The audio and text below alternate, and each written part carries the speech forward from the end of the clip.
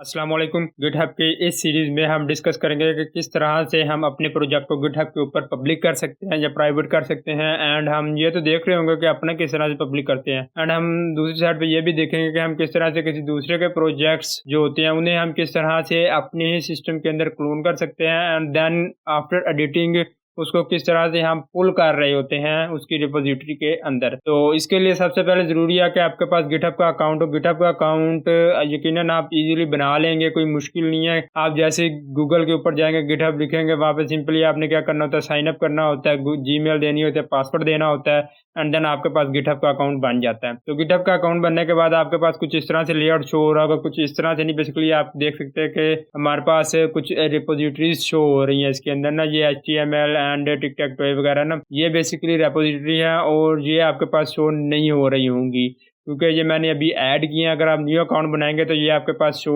नहीं हो रही होंगी, आपके पास सिंपल सा लेआउट शो हो रहा होगा। अगर आपके पास फिर भी ये वाला लेआउट शो नहीं हो रहा तो फिर आपने सिंपली आइकन देख रहे हैं, यहाँ पे आइकन पे आके आपने क्लिक करना है। क्लिक करने के बाद यहाँ पे आपने योर प्रोफाइल पे क्लिक करना है। जैसे आप योर प्रोफाइल पे क्लिक करेंगे तो कुछ आपके पास कुछ इस तरह से लेआउट नज़र आ रहा होगा, जिसके ऊपर आपको overview, repository, project, packages, star वगैरह लिखे नज़र आ रहे होंगे। तो मैं अभी आपको बता दूं कि हमने सिंपली क्या करना है, हमारे पास ये प्रोजेक्ट है ATM मैनेजमेंट सिस्टम, ठीक है। इसको मैं अपने बेसिकली गिटहब के ऊपर ना पब्लिक करना चाह रहा हूँ। तो इसलिए मैं क्या करूँगा, सिंपली रेपोजिटरीज के लिए हमें एक न्यू क्रिएट करनी पड़ेगी। तो मैं क्या करता हूँ, सबसे पहले न्यू रेपोजिटरी क्रिएट करूँगा। न्यू रेपोजिटरी क्रिएट करने के लिए आप ये रेपोजिटरी का ऑप्शन देख सकते हैं। यहाँ पे सिंपली आपने क्या करना है, इधर क्लिक कर लेना है। क्लिक करने के बाद आपके पास कुछ इस तरह से लेआउट शो हो रहा होगा। बेसिकली यहाँ पे आपको नीचे जो टिक-टैक HTML ये नहीं नजर आ रही होंगी, आपने सिंपली क्या करना है, यहाँ पे न्यू पे क्लिक कर देना है।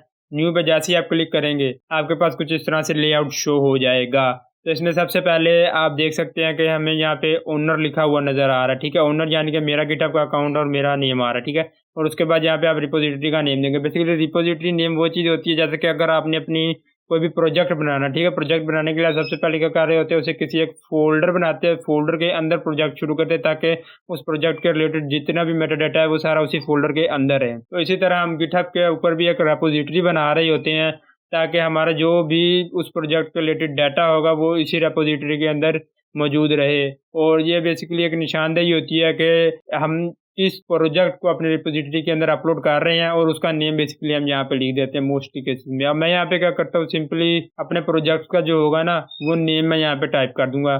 तो ATM मैनेजमेंट सिस्टम है तो मैं सिंपली ATM मैनेजमेंट सिस्टम यहाँ पे लिख दूंगा, ठीक हो गया। ATM मैनेजमेंट सिस्टम लिखने के बाद आपको नीचे बता रहा है कि ये रिपोजिटरी अवेलेबल है, एंड देन आप यहाँ पे डिस्क्रिप्शन ऐड करना चाहते हैं अपने प्रोजेक्ट के रिलेटेड तो ऐड कर दे।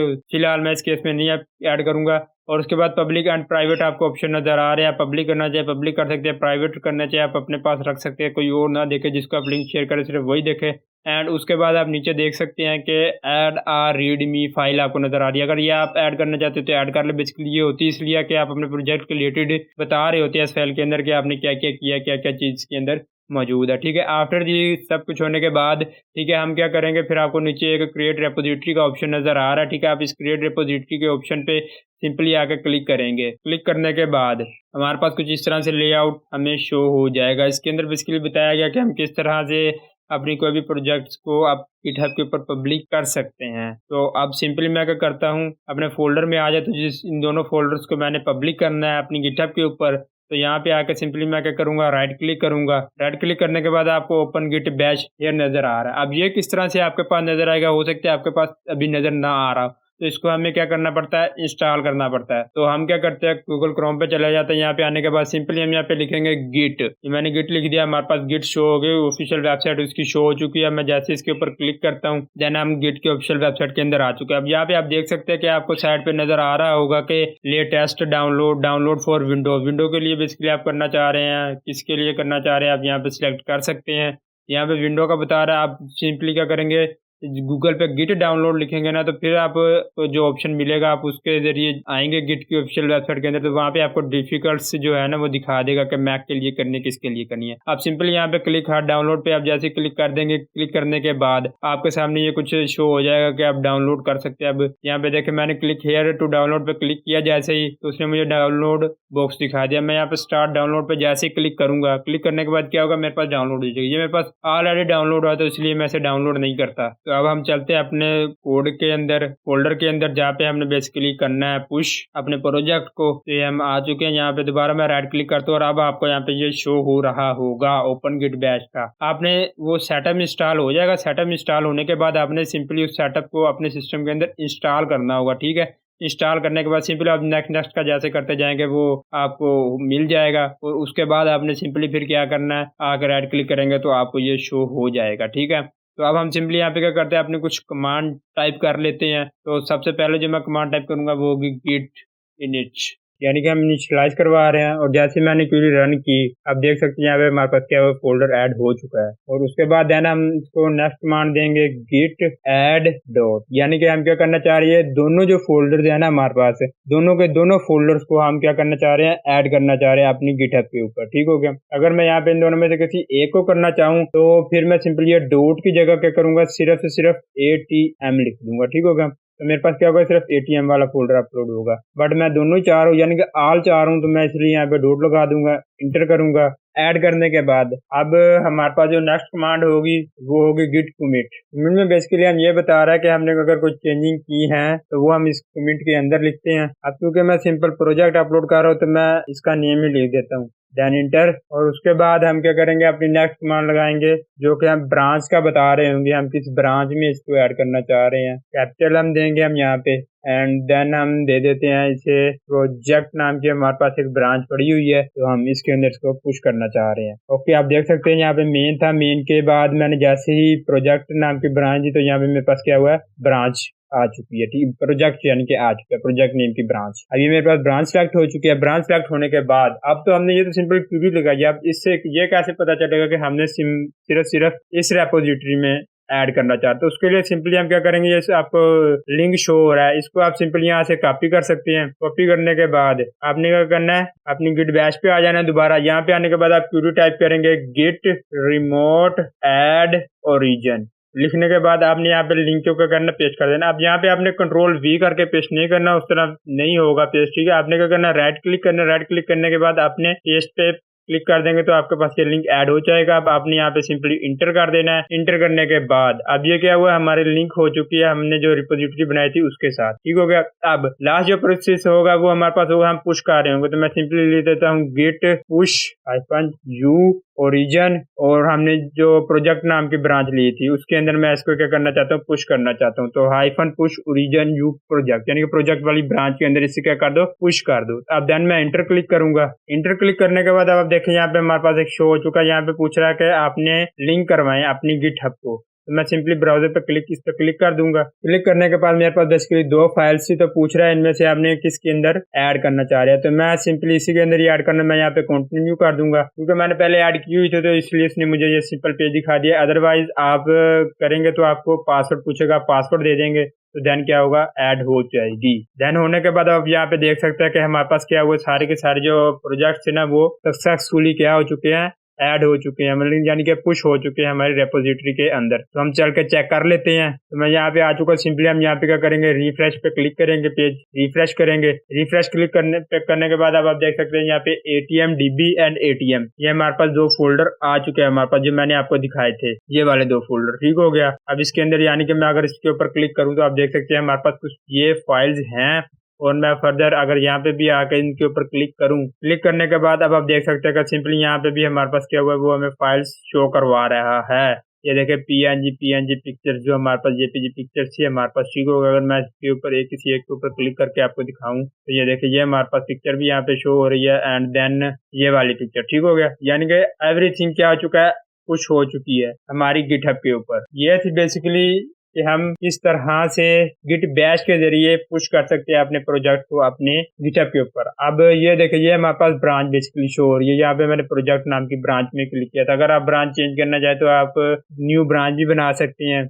आप जैसे व्यू ऑल पे क्लिक करेंगे, देन आपके पास यहाँ पे पूछ रहा है यूर ब्रांच, ये आपके पास ब्रांचेज आ चुकी हैं, ठीक हो गया। अब हम चलते हैं वापस, और ये तो हो गया हमारे पास किस तरह से हमने गिट बैश के जरिए अपलोड किया। अब दूसरा मेथड जो है, अब मैं आपको मेन के ऊपर जाकर दिखा देता हूँ कि हमें ये कहाँ पे शो हो रही है। ये देखिए, अब हमारे पास ATM मैनेजमेंट सिस्टम हमारे पास कुछ यहाँ पे शो हो चुकी है, तीसरी। पहले हमारे यहाँ पर 2 शो हो रही थी ना, अब हमारे पास क्या होगा, तीसरी भी ऐड हो चुकी है।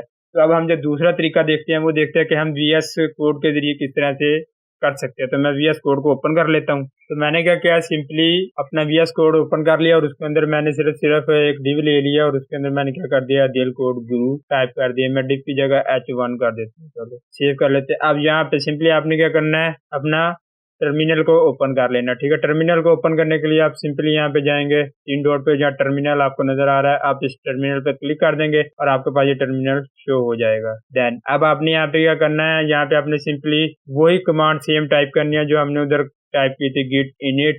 एंड सबसे पहले हम git init हम यहाँ पे करने से पहले हम क्या करते हैं, यहाँ पे आने के बाद एक न्यू रिपोजिटरी कर लेती है, क्योंकि हम एक न्यू रिपोजिटरी बनाएंगे फिर उसके अंदर इसे हम पुश करेंगे। तो मैं यहाँ पे क्या करता हूँ, सिंपली एक न्यू रिपोजिटरी बना लेता हूँ और इधर मैं नाम रख देता हूँ इसका प्रैक्टिस। ठीक हो गया। एंड देन मैं इसे क्रिएट कर लेता हूँ क्विकली। ये हमारे पास क्रिएट हो चुकी है। मैं अभी से ही यहाँ से इस लिंक को क्या कर लेता हूँ, कॉपी कर लेता हूँ और ये हम यहाँ पे आ चुके हैं। ठीक हो गया। अब देन मैं यहाँ पे वही नेक्स्ट मार दूंगा, git add डॉट इंटर, और फिर मेरे पास जो नेक्स्ट कमांड होगी वो git सेम वही कमांड होगी हमारे पास, commit hyphen small m, and यहाँ पे मैं दे देता हूँ चेक इंटर। एंड देन मैं यहाँ पे नेक्स्ट कमांड दूंगा। ये बेसिकली मुझे यहाँ पे शो करवा रहा है क्योंकि मैंने पहले ना प्रैक्टिस नाम की रेपोजिटरीज बनाई हुई थी और मैं वहाँ पे बेसिकली फोक की लगा रहा था।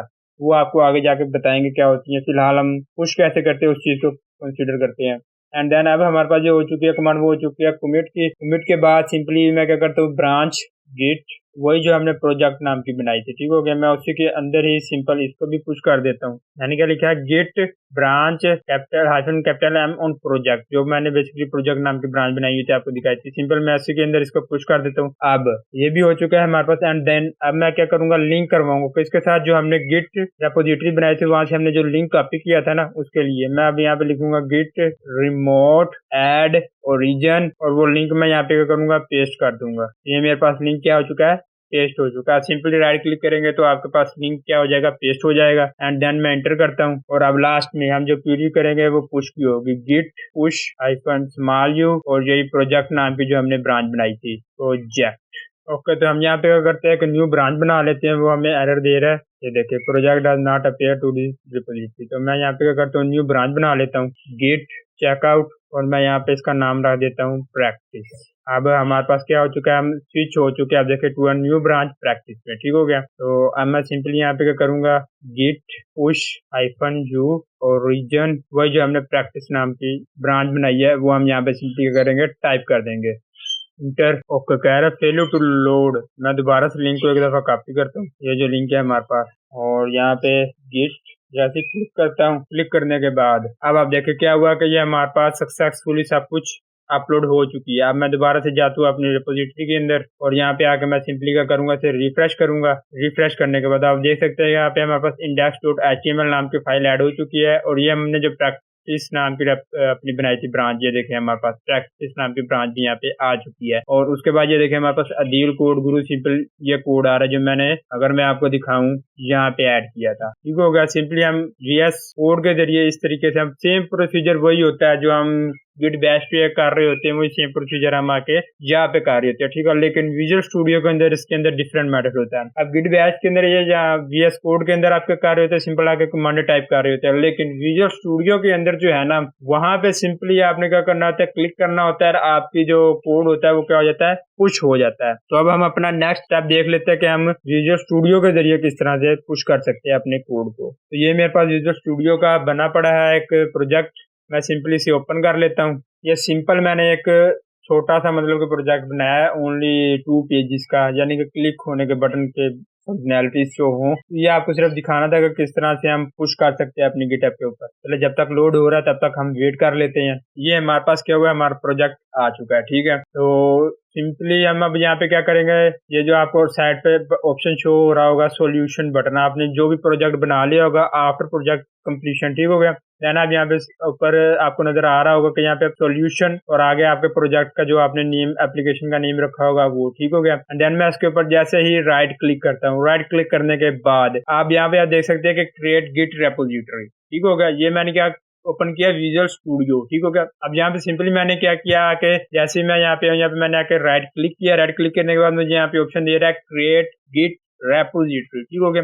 अब मैं इसके ऊपर क्लिक करता हूँ। क्लिक करने के बाद क्योंकि मैंने अपने पहले प्रोजेक्ट्स इधर से अपलोड किए हुए हैं। तो ये देखें मेरे पास पहले मेरी गिटहब की प्रोफाइल यहाँ पे शो हो रही है, ठीक है। बट आपने नहीं शो किए होंगे, आप फिर क्या करेंगे, सिंपली जैसे क्लिक करेंगे, क्लिक करने के बाद आपके पास कुछ इंटरफेस शो होगा, ठीक है। आपने यहाँ पे आकर सिंपली अपनी सिलेक्ट करेंगे, अपना पासवर्ड दे देंगे गिटहब का, ठीक हो गया। और देन ऑथेंटिकेशन आप कर देंगे, ठीक। ऑथेंटिकेशन करने के बाद आपके पास कुछ इस तरह से इंटरफेस शो हो जाएगा, ठीक हो गया। एंड देन अब हम चलते हैं अपने विजुअल स्टूडियो में। आने के बाद अब आप देखें यहाँ पे क्या हो रहा है, लोडिंग हो रही है, और यहाँ पे क्या होगा, मेरी प्रोफाइल जो है ना वो शो हो जाएगी। चलो जब तक ये लोड हो रहा है तब तक ना मैं आपको दिखा देता हूँ यहाँ पे बाकी चीजें हमारे पास क्या है। अब ये लोकल पाथ आप देख सकते हैं, ये पाथ बेसिकली वो पाथ है जहाँ पे आपने ना प्रोजेक्ट बनाया हुआ है, ठीक है। और देन आप यहाँ पे टेम्पलेट देख सकते हैं, आप यही रहने देंगे, सिंपली लाइसेंस और ऐड रीडमी फाइल, ठीक है। अगर आप ऐड करना चाहते हैं तो ओके कर दे, अदरवाइज आप रहने दें। और ये सिंपली जो आप देखें यहाँ पे हमारे पास क्या हुआ है, हमारी प्रोफाइल आ चुकी है, जो जिसके ऊपर मैंने बेसिकली क्या करना है, अपलोड करना है अपने गिटहब का प्रोजेक्ट। और देन आप रिपोजिटरी नेम, वहाँ पे हम क्या कर रहे होते थे, रिपोजिटरी क्रिएट कर रहे होते थे, ठीक है। जहाँ पे मैंने आपको दिखाया था कि आप यहाँ पे नेम देंगे, ठीक हो गया।